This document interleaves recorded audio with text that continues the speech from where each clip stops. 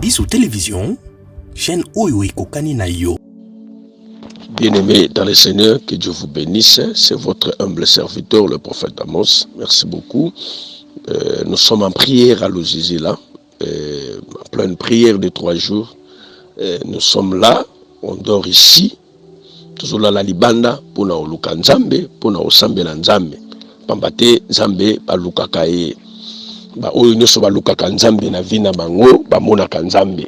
Pe ba oyo nyoso babelela ka nzambe, nzamba yoka ka bango pe ayanola ka bango. Nalingaki to partager mokolo na lelo na mokanda na psaume. Psaume 21 verset 14.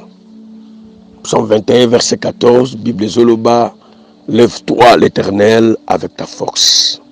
Nous voulons chanter et célébrer ta puissance. Bien-aimés, nous voulons chanter et célébrer ta puissance. Donc, c'est-à-dire, Elingi Koloba était Nguya Mokote ya Molili et Kukanina Nguya ya Nzambe na biso. Nguya Mokote ya monde ya ténèbres et kokani na nzambe na biso na makasi. Yango ozomo na Bible David azoba lobi alobi lève-toi l'Éternel avec ta force.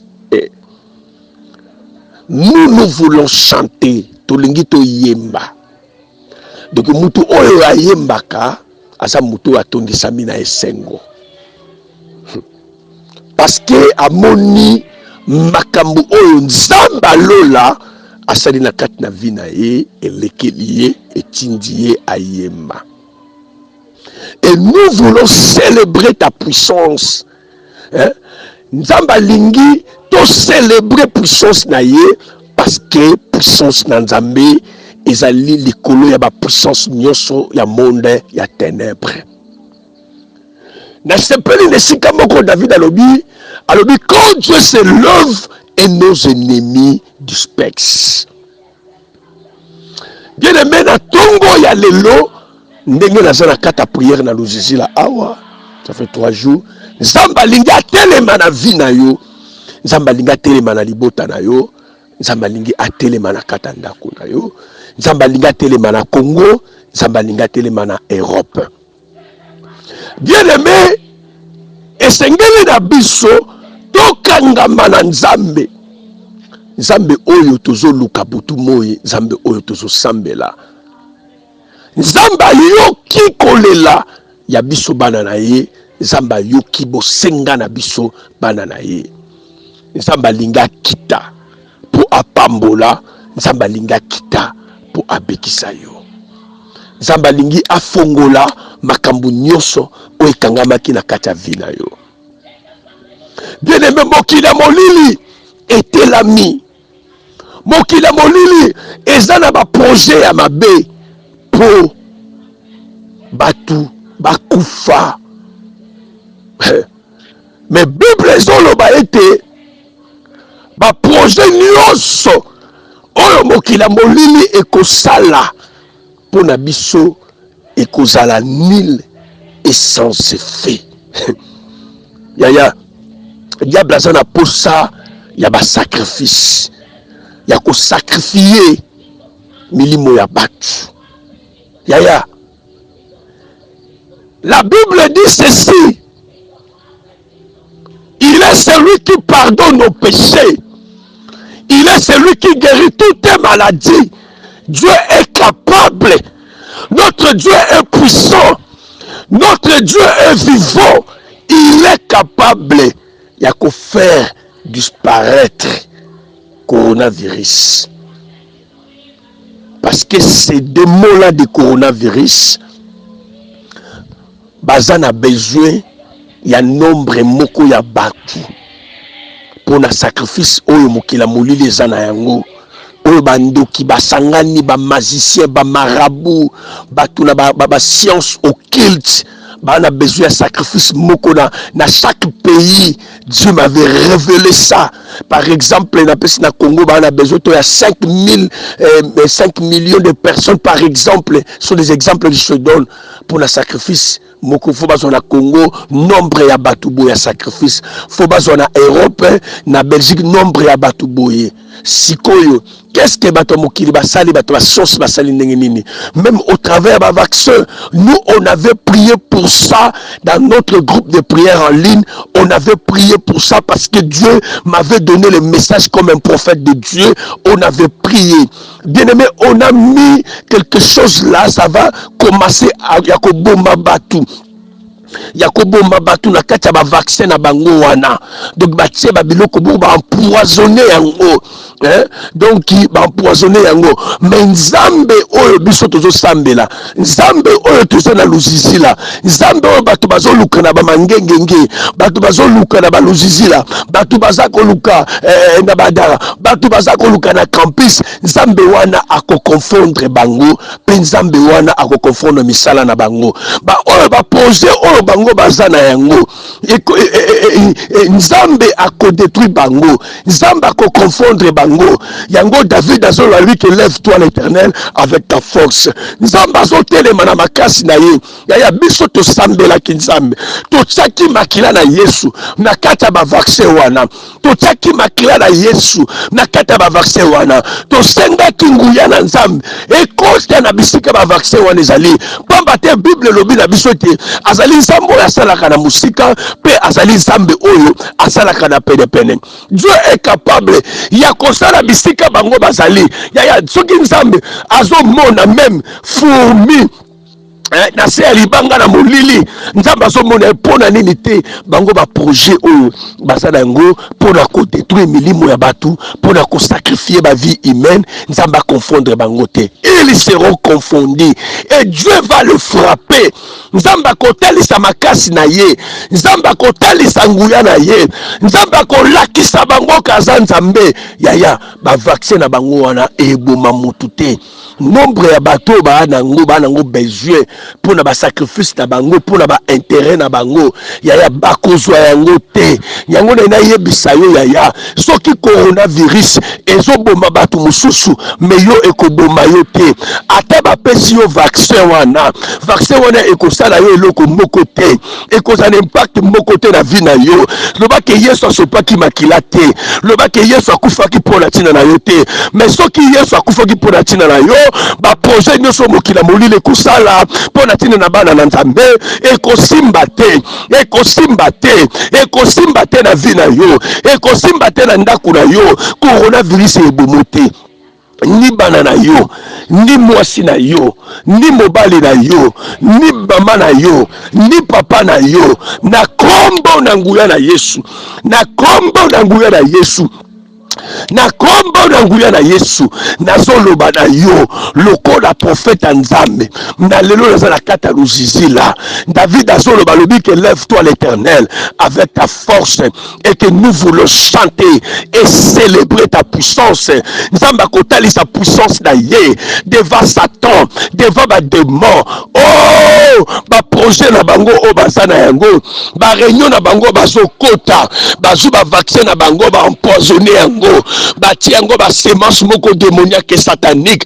Mutu aza esprit faible que directement tanga kozwa yango et compliqué les vies akufa parce que bango ba na besoin et que bazwa makila ya batu pona ba intérêt na bango. Yaya mutu asimba vie na yo eza nzambe, mutu aza na liloba suka vie na yo eza nzambe. Nyonso bango ba olinga kosala e kosimba te pote mokili oyo eza ya bango te, mokili oyo eza ya nzambe. Yango biso totelami na kata ba prière pona kosambela yaya nzambe oyo abikisaka, nzambe oyo apambolaka, nzambe oyo atonda nguya, nzambe oyo azala makoki ya kosala nyonso oyo mokili ekoki te kosala na vie na yo. Nzambe wana kosala na vie na yo, nzambe wana kopambola yo, nzambe wana kokangola yo, nzambe wana akobundela yo, nzambe wana kokota likambo na yo. Bisika oyo bango bazosala ba réunion na bango, totindi moto na nzambe, totindi moto na nzambe, moto na nzambe kita etumba ba puissance nyonso ya ba vaccin démoniaque, ya ba vaccin satanique au nom de Jésus. bazui ba comprendre te ba sema na bango ba projet na bango esimbi te bato bakufi te mais na place eboma bato epesi bato ba santé malamu epesi bato makasi na nzoto pe demo wana corona a disparaître au nom de Jésus. Au nom de Jésus, au nom de Jésus, au nom de Jésus. Bien-aimé Nzamba Zanzambe, bien-aimé Nzamba Zanzambo ya Salaka, bien-aimé Nzamba Zanzambo ya Bikisaka, bien-aimé Nzamba Zanzambo ya Pambolaka, yango na lika na yebisa yo, ko perdre espoir te, ko banga iloko te, yo muto kolanda audio oyo, même oza maladi, Nzambe langa capable obikisa yo, même makambo yo simba te na vie na yo, Nzamba capable ya osala ke makambo simba na vie na yo kobanga na yo eloko te yango David alobi ke nous voulons chanter lève-toi l'Éternel avec ta force tika Nzamba atelema na makasi na ye nyonso na vie na yo atelema na makasi na ye nyonso na famille na yo yo muto yo kangami yo muto oza maladi yo muto oza na bopito yo muto ozolota bandoto mabe yo muto makambo ozosimba te na vie na yo yo muto ozolela butu moi yo muto yo makambo etelami na vie na yo tika Nzamba telema tika Nzamba telema tika Nzamba telema Nzamba telema Nzamba confondre banguna na yo ba mari de nuit o etelami na vie na yo ba femme de nuit o etelami na vie na yo ba blocage o etelami ba prison satanique o ba kotisa yo David alobi lève-toi l'Éternel avec ta force nous voulons chanter et célébrer ta puissance nous voulons chanter et célébrer ta puissance tika nguya na Nzambe et kangola yo na ba prison démoniaque na ba prison satanique oyo ba kotisa yo na famille na bino ba oyo ba bundisa ke étoile na yo okoma lelo maladi lobi maladi lelo maladi ezui yo lobi maladi ezui yo tika Nzambe asembola loboko na ye likolo na vie na yo tika Nzambe a confondre banguna na yo tika Nzambe akota likambuno tika Nzambe abundela yo tika Nzambe alongisa yo ezala maladi elati yo ezala diabète ezala tibère ezala sida ezala maladi oyo ozokenda bopito ozomona komba ozomona yango te tika loboko ya Nzambe esimba yo bisika ozali na déclarer que loboko ya Nzambe esimba yo na déclarer que loboko ya Nzambe esimba yo na déclarer que loboko na Nzambe esimba yo na déclarer que loboko na Nzambe esimba yo tika ba complot nyonso oyo bokila molili ezosala mpona ntina na vie na yo esimba yo te na kombo na Yesu. Bien-aimé, la Bible dit que le ténèbre ne régneront plus jamais. Molili et koreniaka te. La Bible le dit que les ténèbres ne régneront plus jamais. Ténèbres ont régné na vie no. Ténèbres umeli. Na ebite ténèbres ngo eza ya ndenge nini. Mais Bible le dit que les ténèbres ne régneront plus jamais dans ta vie. Que les ténèbres ne régneront plus jamais. Naika na ebisa yo kina ngonga oyo. Nzamba koti likambo no. Nzamba koti likambo ya famille na yo. Nzamba zo kwaisa bandoki ya famille no. Nzamba okwaisa ba blocage. Nzamba okwaisa ba freinage. Nzamba zo confondre bango. Ba projet na bango nyonso o bazana ngo pona tina na vie na yo esimba te. Yaya ba complot nyonso bazo sala pona tina vie ko simba te. Yango zo mona David alobi ne tout kotanga lobi ke lève-toi l'Éternel avec ta force. Nzamba telema na makasi na ye pamba te eloko moko te na sena moyi oyo eleki Nzambe na ngai to eleki Nzambe na ona makasi. Likambu na yo eleki Nzambe na ona makasi te. Yaya to moni na Bible. Nzambe ko kwaisa ba Goliath. Nzambe ko confondre ba prophète Baal. Pona nini te Nzambe. Alléluia. Tika Nzambe wana a confondre ba prophète Baal ya vie na yo. Nzambe wana a kwaisa ba Goliath nyonso ya vie na yo. Ba kweya. Ba yoka soni.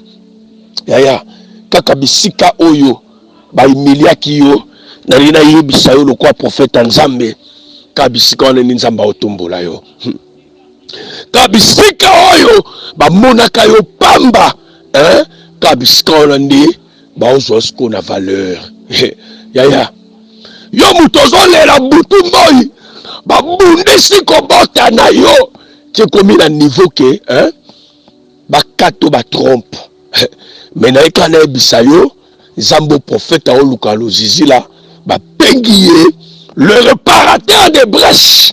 Donc c'est-à-dire azan Zambe oyo abongisa quand même biloko ebebisami. Et loko nini oyo ba bebisa na vie na yo, oyo Nzambe aolema na yango kobongisa. Non, yango David a dit lave-toi l'Éternel avec ta force. Nous voulons chanter tolingi to yemba yaya oyo banzembo yo yemba na vida yo yaka banzembo akolela nano yemba banzembo esengo te, mais cette fois-ci tu vas chanter, tu vas glorifier Dieu parce que Dieu alinga sala likambo yo alinga sala likambo yo. Nous voulons chanter et célébrer ta puissance. Yebisanga nguya ya kutimi ya famille na bino eleki nguya na Nzambe te. Nzambe na nga babengi l'Éternel Dieu tout puissant. Il est puissant. Il est capable. Il est capable. Même bisika nyonso bakunda yo, bakunda libala na yo, bakunda kobota na yo, bakunda musala mobali na yo, bakunda ba faire na bino. Nzambe na nga capable ya ko ressusciter yango. Ezala ressusciter na kombo na Jésus-Christ de Nazareth. Ata depuis bisika za ko se retrouver. Ata ke ko luka musala, bozala ki 10. Ba ozwa 9 comme la tourno ba rejeter yo. Quelle sorte ya envoûtement oyo batia na kati longi na yo, bato bayinaka yo, bato basepela na yo. Tika nguya na Nzambe elata yo, nguya na Nzambe elata yo, nguya na Nzambe elata yo. Nzamba confondre banguna na yo na kombo na Yesu. Okozwa fiancé bobanda bien ekomi na katikati makambo bébé. Otambolaka na nzela me yo mwana mwasi ata batikala kotia olitoyi te ya suspect. Donc Satan alatisa yo image moko boye lelo image wana fo ekweya na kombo na Yesu. Nde nazoloba na yo ozosambela na prophète na kata luzizila. Je suis à Luzizila, je venais chercher la face de Dieu. Naza na kata zamba nazoloba na Nzambe na osolola na Nzambe pona vie na yo. Nzamba sembola loboko na ye likolo na vie na yo. Yo mutokola na ojoyo, yo mutokola na ojoyo, yo mutoko ndima makambo yo. Miracle na Nzambe et atteindre yo miracle na Nzambe et kota na ba dimension nyonso na kata vie na yo. Pe na lobi na yo lokola prophète Nzambe oyo ezalaki konyokola yo, mais komi na moment oyo yo fo nyokola yango au nom de Jésus. Soko ndima loba oyo ezozwa place na ndako na yo na kombo na Yesu. Bisika batu ba eshuaka me yo ko eshuwe te. Malade ezoboma batu me yo ko boma yo te. Soki na famille na bino malade ya diabète ebomaka batu me yo eboma yo te. Soki na famille na bino bobandaka malamu me bosukaka mabe me yo okobanda malamu pe okosuka malamu na kombo na Yesu Kristo de Nazareth. Bible yobi quiconque invoquera le nom du Seigneur Jésus, il sera sauvé. Yango na ye kobelela kombo na Yesu po na vie na yo, po na santé na yo, et que yo okufa te, yo bika. Na tie moto na Nzambe, na kati ya ndako na yo, na tie moto na Nzambe na libumu na yo, na tie moto na Nzambe kati na yo. bapoison na bango oyo batie na kati ya bavaccin mpo basakrifie banombre ya bato me na kati ya baliste ya bato bakokufa yo oza te yo ozala te bana no bakozala te famille oyo ekozala te vaccin wana ekosala eloko te bapoison na bango bango mo bakokufa nango au nom de Jésus de Nazareth. La Bible dit, si Dieu est pour nous, qui sera contre nous? Nous avons pour la Congo, nous avons pour la Europe, nous sommes pour l'Afrique mobimba, puis nous sommes pour l'Afrique mobimba, nous sommes pour l'Europe mobimba, puis nous sommes pour l'Europe mobimba, nous sommes pour l'Asie, Amérique. Yaya, yo kufa na corona te, eboma yo te. Yaya, soki kombo na yo batiaki na ba liste na bango ba vaccin empoisonné, yo komone kozala effacé pe ba vaccin wana e kosala yo eloko te au nom de Jésus de Nazareth. Tikanza mapambola yo obenga prophète na 00243 85 88 18 808. Que Dieu vous bénisse. Nzamba pambola yo, miracle na nzambe kota kati na bomona yo. Au nom de Jésus. Amen. Cabinet de santé nationale puissante chez Dr Cathy Munga. Comment sœur Cathy Munga, nazali naturothérapeute, nazali kosunga bandeko bazali na bokono ndenge na ndenge au moyen de plantes naturelles. Bandeko baza na ba problème ya ba hémorroïdes interne tout comme externe, infection urinaire, prostate, azoospermie, obota ezalité, rhumatisme, nerf sciatique, gouttes, règles douloureuses, glaucome, vision floue, motupa si intense, sinusite. Awa naza na kati ya laboratoire. Awa nde bisika na séchaka ba plante, banzete, ba makasa ya ndenge na ndenge, depo na nga yango yo esika na salaka ba formule na ba solution na nga. Merci na équipe mobimba ya maison chez Cathy, en particulier Joyce Bolaba. Tozali bongo na commune ya Ngaliema, quartier Kinsuka Pêcheur, avenue Maïndombe, numéro 99. Référence carrière Kari Grèce. Le biko na bino et sengo na biso.